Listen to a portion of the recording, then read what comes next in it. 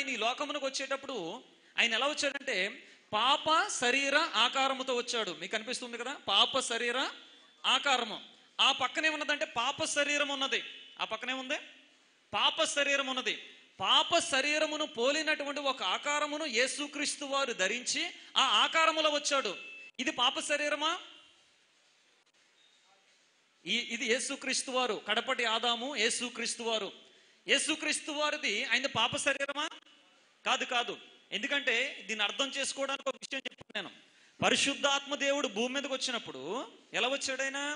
పరిశుద్ధాత్మ దేవుడు పావురాకారంలో వచ్చాడు. పావురం పరిశుద్ధాత్మ దేవుడు కాదు, ఆకారం పరిశుద్ధాత్మ దేవుడు, పావురం వల్లే ఉన్నదంతే. అలాగే కడపటి ఆదామైనటువంటి యేసుక్రీస్తు వారు ఈ లోకంలోనికి వచ్చినప్పుడు పాప శరీర ఆకారంలో వచ్చాడు. ఆయన పాప శరీరమా? కాదు.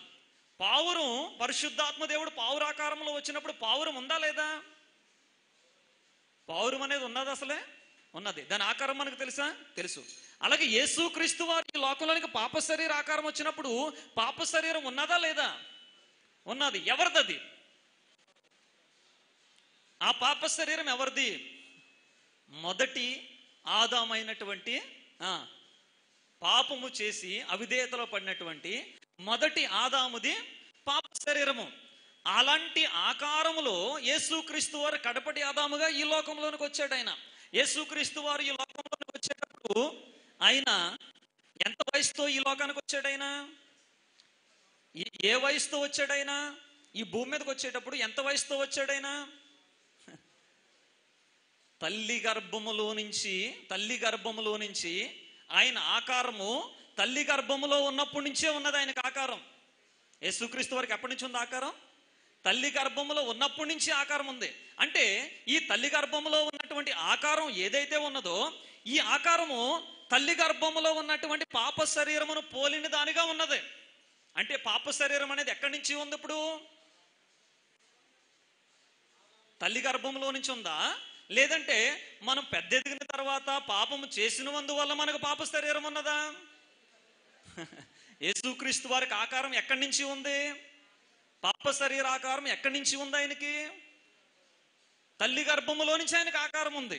అంటే ప్రతి మానవుడు కూడా పాప శరీరం అనేది ఏదైతే ఉన్నదో ఆ పాప శరీరమును దానిని పోలినటువంటి ఒక ఆకారంలో యేసుక్రీస్తు వారు ఈ లోకంలోనికి వచ్చాడు. ఆయన అదే విషయాన్ని రోమాపత్రిక 6వ అధ్యాయం 6వ వచనంలో కూడా ఈ విషయాన్ని తెలియజేస్తారు. చూడండి, రోమాపత్రిక 6వ అధ్యాయం 6వ వచనంలో ఏమనగా, మనం ఇంకను పాపమునకు దాసులము కాకుండానట్లు పాప శరీరము నిరర్ధకమగునట్లు మన ప్రాచీన స్వభావము ఆయనతో కూడా సిలువ వేయబడిను ఎరుగుదుము. జాగ్రత్తగా గమనించాలి. యేసుక్రీస్తు వారు ఎందుకు సిలువ వేయబడ్డాడు?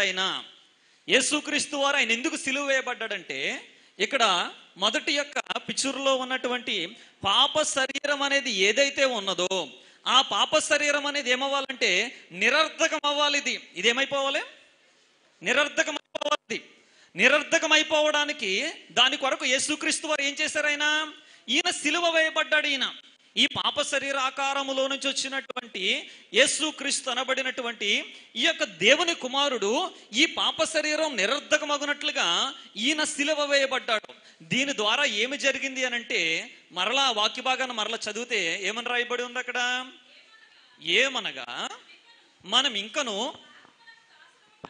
పాపమునకు దాసులము కాకుండానట్లు పాప శరీరము నిరర్ధకమగునట్లు మన ప్రాచీన స్వభావము ఆయనతో కూడా. ఇక్కడ యేసుక్రీస్తు వారి యొక్క శిలువ మరణము ద్వారా ప్రాచీన స్వభావము అనగా ప్రాచీన పురుషుడు అనగా పాప శరీరముతో ఉన్నటువంటి ఆదాము నుంచి వచ్చినటువంటి స్వభావము ఏదైతే ఉన్నదో ఆ స్వభావము ఏమవుతూ ఉన్నదనంటే సిలువ వేయబడుతూ ఉన్నది. అది అక్కడితో చనిపోతూ ఉన్నది. ఆ సిలువ యొక్క ప్రభు యేసుక్రీస్తు వారి యొక్క సిలువ మరణమునందు ఆయన యొక్క పాప శరీర ఆకారమునకు సిలువ వేయబడుట ద్వారా మన జీవితంలో పాప శరీరంలో జరుగుతున్నటువంటి కార్యం ఏంటంటే, ఏం జరుగుతున్నది? మన స్వభావం